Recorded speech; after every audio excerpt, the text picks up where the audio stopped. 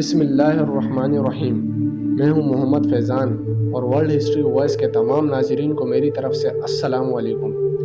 دوستو، آج میں آپ کے لیے فاتح سلطان محمود غزنوی کی زندگی کے واقعات لے کر حاضر ہوا ہوں۔ دوستو، شاید اس عظیم الشان جرنیل کو کوئی جانتا نہ ہو۔ فاتح سلطان محمود غزنوی کا شمار بڑے فاتحین میں ہوتا ہے۔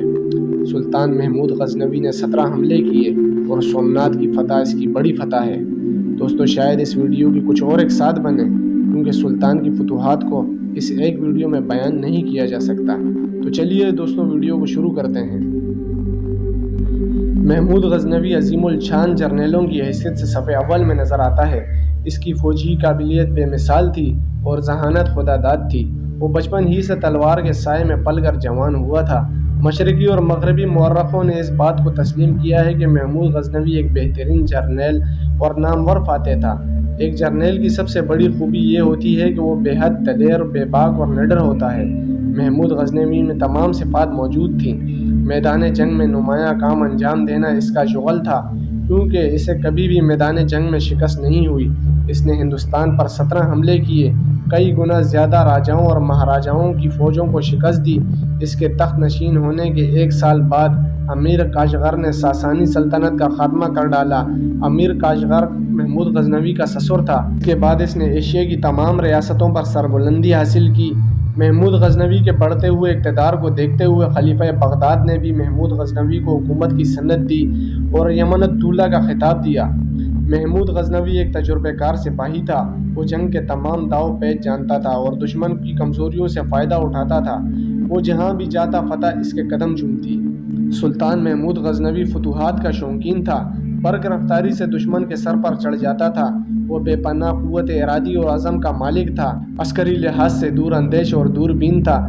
موسم بہار کے وسط میں جنوبی ایشیا کی فتوحات کی طرف توجہ دی، لیکن موسم سرما میں ہندوستان پر حملہ آور ہوا۔ اس نے ہندوستان پر 17 حملے کیے۔ محمود غزنوی کے فاتح ہونے کی دلیل یہ ہے کہ وہ جب برسر اقتدار آیا تو وہ آزاد حکمران نہیں تھا، لیکن رفتہ رفتہ اپنی سلطنت کی حدود کو اس قدر وسیع کر لیا کہ سیستان اور اصفہان اس کی سلطنت میں شامل ہو گئے۔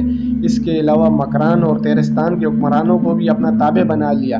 اس کے علاوہ ملتان، لاہور کے علاوہ سومنات اور گروالیہ کو بھی اپنے علاقے میں شامل کر لیا۔ اور یہ بات ہمیں یقین دلاتی ہے کہ ایک بہترین اور سرمایہ ناز جنرل تھا۔ محمود غزنوی لالچی یا لٹیرا نہیں تھا، اس کے برعکس دنیا کا ایک زبردست فاتح، بہترین جرنیل تھا۔ فتوحات کا شوقین تھا، اپنے پایا تخت سے نکلا اور کہیں بھی شکست نہیں کھائی۔ محمود غزنوی کی فوج میں مختلف نسلوں کے لوگ، لیکن محمود غزنوی نے ایسے اتحاد قائم کیا ہوا تھا کہ ہندو بھی اس کے فوجی دستوں میں شامل تھے۔ تلک نامی ایک ہندو اس کی فوج کے ایک دستے کا سالار تھا۔ سید الحق اپنی کتاب میں محمد بن قاسم سے اورنگزیب تک میں محمود غزنوی کے بارے میں لکھتے ہیں کہ محمود غزنوی ایک عظیم فاتح، جفاکش سپاہی، فن سپاہ گیری کا ماہر تھا۔ زندگی بھر اس کو کسی مہم میں ناکامی کا سامنا نہیں ہوا۔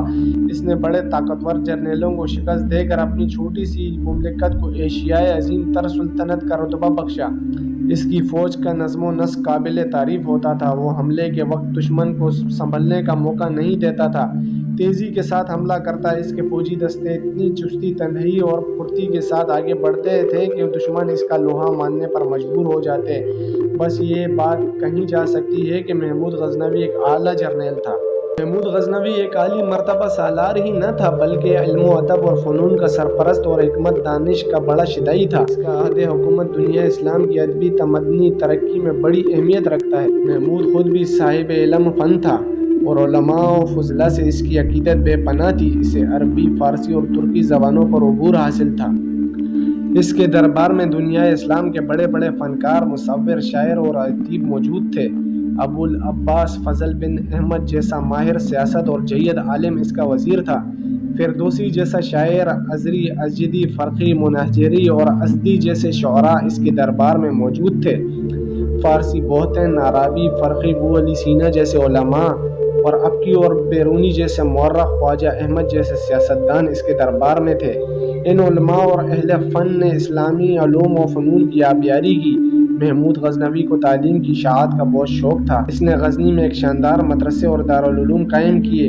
ان اداروں کے کتب خانوں میں نایاب اور قیمتی کتابیں موجود تھیں۔ غزنی ایشیا کا سب سے بڑا علمی اور ادبی مرکز محمود غزنوی کے دور حکومت میں تھا۔ محمود غزنوی نے غزنی کو اسلامی طرز کی خوبصورت عمارتوں سے سجایا۔ اس نے دور دراز ملکوں سے کاریگر اور ماہرین تعمیرات بلائے۔ 1021 میں غزنی میں اس نے ایک عظیم الشان مسجد تعمیر کروائی۔ اس کے دور میں ایک علمی کارنامہ یہ بھی انجام دیا گیا کہ اس نے البیرونی سے ایک مستند کتاب کتاب الہند لکھوائی۔ چنانچہ محمود غزنوی ایک فاتح کی حیثیت سے عظیم مقام پر فائز ہے اور دنیا کے بڑے بڑے فاتحین میں شمار ہوتا ہے۔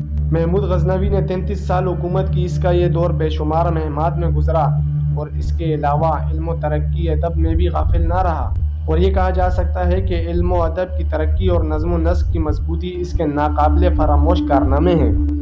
دوستو اب تک کے لیے اتنا ہی۔ آئندہ آنے والی ویڈیو میں سلطان محمود غزنوی کے کیے گئے 17 حملوں کے بارے میں بیان کیا جائے گا۔ دوستو اس ویڈیو کو بہت محنت سے بنایا گیا۔ اگر آپ کو ہمارا کام پسند آیا ہو تو ویڈیو کو لائک کر کے زیادہ سے زیادہ شیئر کیجیے اور چینل کو سبسکرائب کر کے بیل آئیکن آن کر دیجیے تاکہ ہماری آئندہ آنے والی ویڈیو آپ تک پہنچ سکے۔ تو چلتے ہیں دوستو، اپنا خیال رکھیے گا۔